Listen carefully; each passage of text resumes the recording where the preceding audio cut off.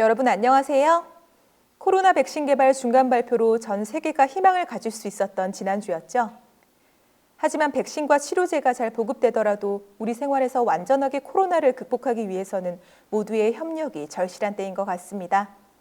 마스크 벗고 살과 살을 맞댈 수 있는 그날까지 힘내서 조금만 더 노력했으면 합니다. 11월 3주차 아이러브 해모 시작하겠습니다.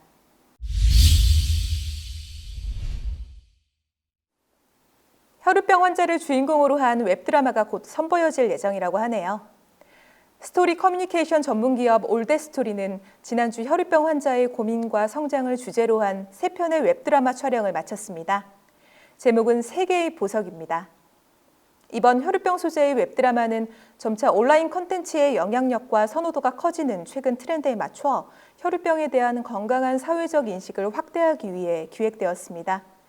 3편의 웹드라마는 혈우병을 가진 각기 다른 가상의 주인공과 에피소드를 통해 어린이, 청년, 장년층 혈우 환자의 가족들의 고민과 갈등, 이를 풀어나가는 과정을 유쾌하고 감동적으로 그려낼 것으로 알려졌는데요.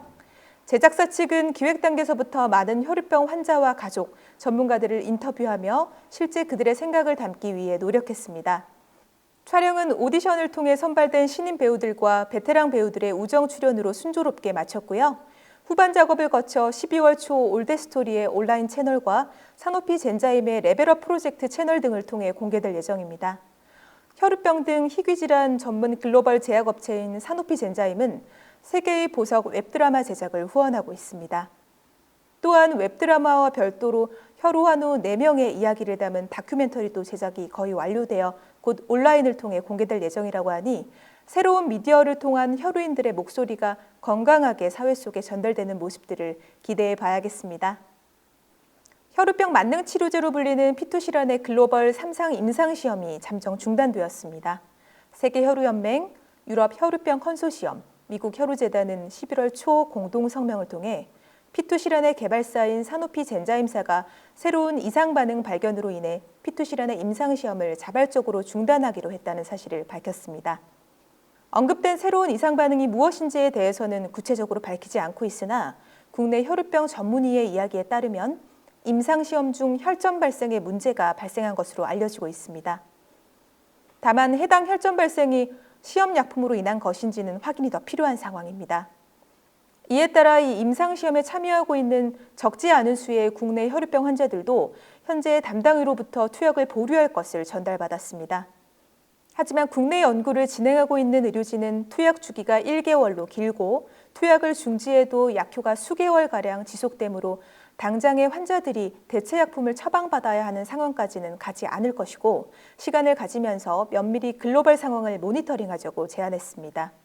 피투시란은 혈우병 환자의 출혈을 예방하기 위해 월 1회 피하 투여로 안티트롬빈을 억제해 트롬빈 생성을 촉진하는 RNAi 후보물질로서 항체 보유 여부를 막론하고 혈우병 A와 B 모두에 쓸 수 있는 획기적인 치료제로 주목받고 있습니다.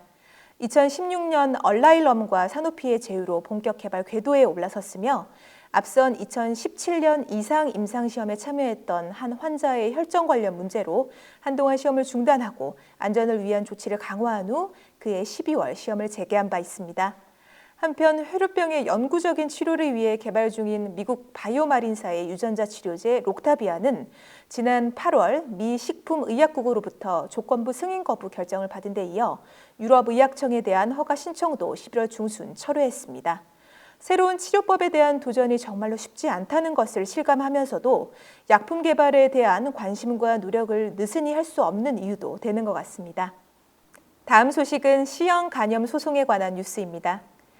혈우병 환자들과 녹십자 간 HCV 집단 감염 1차 소송의 조정이 불성립되고 11월 17일 재판부에 강제 조정안이 도출되었습니다. 2004년 혈우병 환자 102명의 소장 접수로 시작된 1차 소송이 2013년 원고 승소 취지의 대법원 파기 환송을 거쳐 지난 7월 일부 환자와 녹십자 간 합의로 많은 부분 타결되었고 원고 9명만이 소송을 이어가는 상황에서 양측의 조정 의사가 확인되어 9월과 10월 두 차례에 걸쳐 조정 기일이 열렸던 것이나 의견차가 좁혀지지 않아 이미 조정은 성립되지 않았고 판사가 조정안을 제시하는 이른바 강제 조정을 진행한 것입니다. 17일 제시된 강제 조정안의 내용은 외부로 알려지진 않고 있으나 원고나 피고 누구든 14일 이내에 이의를 제기해 판결을 위한 소송을 이어갈 수 있고 그렇지 않으면 판사의 조정안으로 소송이 마무리됩니다. 혈우환자 소송인단 측은 강제 조정안에 대해 면밀히 검토한 후 진행 방향을 결정하겠다는 입장을 내놓았고 피고인 녹십자와 법무법인 김앤장 측도 회사 차원에서 신중히 검토하겠다는 기존의 입장 외엔 말을 아끼고 있습니다. 그리고 2018년 초 부산지방법원을 통해 1심 접수된 HCV 2, 3차 소송인단도 7월 합의를 통해 26명이 합의 후 4명이 남아 10월 28일 변론 준비 기일을 진행했으며 양측의 조정 의사가 확인되어 본격적인 조정 절차에 들어갔습니다. 17년. 강산이 2번 가까이 변할 정도로 오래 이어진 갈등이 매듭을 풀지 지켜봐야 하겠습니다.